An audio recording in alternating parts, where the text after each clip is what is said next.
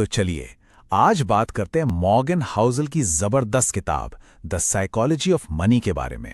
ये किताब ना एक बहुत ही सिंपल सा सवाल उठाती है, क्या पैसा कमाना सिर्फ मैथ्स और चार्ट्स का खेल है, या फिर इसका कनेक्शन हमारे दिमाग, हमारे बर्ताव से कहीं ज्यादा गहरा है। चलो इसी को समझते हैं। देखो, अक्सर हमें यही लगता है कि पैसे कमाना, उसे मैनेज करना, ये सब एक बहुत ही मुश्किल साइंस है ना, जिसमें बड़े बड़े फॉर्मूले लगते हैं, ढेर सारा डेटा लगता है। लेकिन जरा सोचिए, क्या हो अगर ये सब सच हो ही ना? क्या हो अगर ये कोई हार्ड साइंस है ही नहीं बल्कि एक सॉफ्ट स्किल हो? मतलब इस किताब का मेन आइडिया यही है कि पैसा बनाना और उसे संभाल कर रखना, ये स्मार्टनेस से ज्यादा हमारे बिहेवियर, हमारी आदतों और हमारे सोचने के तरीके पर डिपेंड करता है। मॉर्गन हाउसल की ये एक लाइन सही पूछो तो पूरी किताब का निचोड़ है। मतलब साफ है कि हम क्या जानते हैं उससे कहीं ज्यादा जरूरी ये है कि हम करते क्या हैं, हमारा व्यवहार कैसा है। अच्छा, इस बात को और अच्छे से समझने के लिए ना दो एकदम अलग लोगों की सच्ची कहानियां देखते हैं, और ये कहानियां सच में हैरान करने वाली हैं। तो ये दो कहानियां इस बात का पक्का सबूत हैं। एक तरफ है रोनाल्ड रीड, जो एक चौकीदार थे। उन्होंने कोई बड़ी बड़ी इन्वेस्टमेंट नहीं की, बस धीरज के साथ छोटी छोटी बचत को जोड़ते गए और बताए क्या, $8 मिलियन की दौलत बना ली। और दूसरी तरफ है रिचर्ड फुस्कॉन, हार्वर्ड से MBA, बड़े एग्जीक्यूटिव, लेकिन लालच और भारी कर्ज के चक्कर में दिवालिया हो गए। एकदम साफ है ना, डिग्री से ज्यादा बिहेवियर मैटर करता है। तो बात घूम फिर कर वहीं आ जाती है, पैसे के इस खेल में दिमाग कैसे काम करता है, ये डिग्रियों से कहीं कहीं ज्यादा जरूरी है। ये कोई हार्ड साइंस नहीं, ये एक सॉफ्ट स्किल है। अच्छा, अब जरा ये समझते हैं कि हम पैसे को लेकर कभी कभी ऐसे फैसले क्यों ले लेते हैं जो शायद दूसरों को बड़े अजीब, यहां तक कि पागलपन भी लग सकते हैं। ये जो कोट है ना, ये कमाल का है। ये बताता है कि हमारे जो पर्सनल एक्सपीरियंस होते हैं वही हमारी सच्चाई बन जाते हैं। मतलब हमने पैसे को लेकर जो भी देखा है, जो भी महसूस किया है, वही हमारे लिए दुनिया का सबसे बड़ा सच बन जाता है, भले ही वो पूरी दुनिया का एक छोटा सा, बहुत ही छोटा सा हिस्सा क्यों ना हो। इसको एक एग्जाम्पल से समझते हैं तो और क्लियर हो जाएगा। सोचिए, कोई इंसान 1970 में पैदा हुआ। उसने अपनी जवानी में शेयर मार्केट को 10 गुना बढ़ते हुए देखा।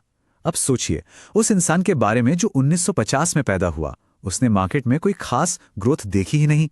अब जाहिर सी बात है, इन दोनों का इन्वेस्टमेंट और रिस्क लेने का तरीका, उनका नजरिया एकदम अलग होगा। और इसीलिए किताब कहती है कि कोई भी पैसे को लेके पागल नहीं होता। हम सब बस अपनी अपनी दुनिया, अपने अपने तजुर्बों के हिसाब से फैसले ले रहे होते हैं। लेकिन बात सिर्फ हमारे एक्सपीरियंस की नहीं है। दो और बहुत ताकतवर चीजें हैं जिन्हें हम अक्सर भूल जाते हैं, और वो हैं किस्मत और रिस्क। बिल गेट्स की कहानी देखिए। उन्हें 10 लाख में एक ऐसा चांस मिला कि वो एक ऐसे स्कूल में गए जहां उस जमाने में कंप्यूटर था। ये क्या थी? ये किस्मत थी। अब उनके एक दोस्त थे, केंट इवांस, उतने ही टैलेंटेड। उन्हें भी 10 लाख में एक चांस मिला, लेकिन वो एक एक्सीडेंट में गुजर गए। ये था रिस्क।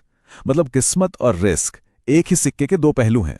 तो अगली बार जब भी किसी की सक्सेस या फेलियर को देखें तो ये जरूर याद रखना चाहिए कि कोई भी चीज उतनी अच्छी या उतनी बुरी नहीं होती जितनी दिखती है। इसमें किस्मत और रिस्क दोनों का बड़ा हाथ हो सकता है।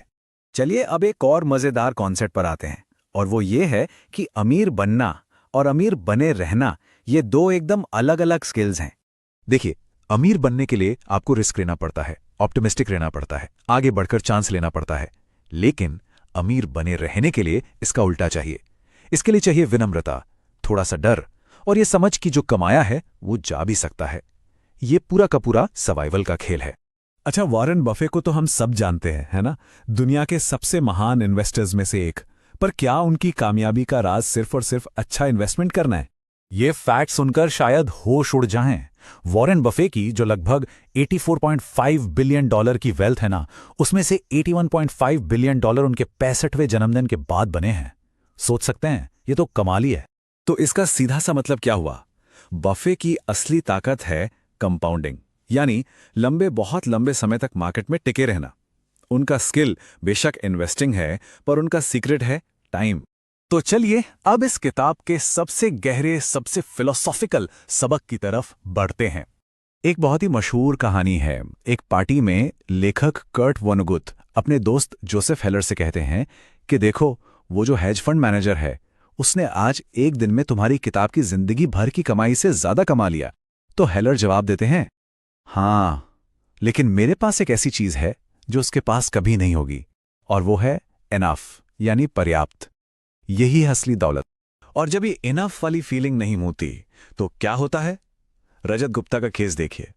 $100 मिलियन थे उनके पास, लेकिन और की चाह में अरबपति बनने के चक्कर में सब कुछ दांव पर लगा दिया और आखिर में जेल पहुंचे। ये एक बहुत बड़ी चेतावनी है कि जब गोल पोस्ट हमेशा आगे बढ़ता रहता है तो क्या होता।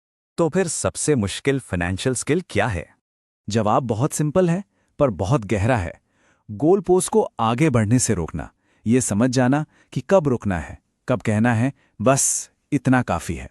तो ये पूरी बातचीत एक बहुत जरूरी सवाल पर आके खत्म होती है कि पर्याप्त या इनफ का मतलब क्या है। और शायद अपना इनफ पहचान लेना ही जिंदगी का सबसे बड़ा फाइनेंशियल डिसीजन है।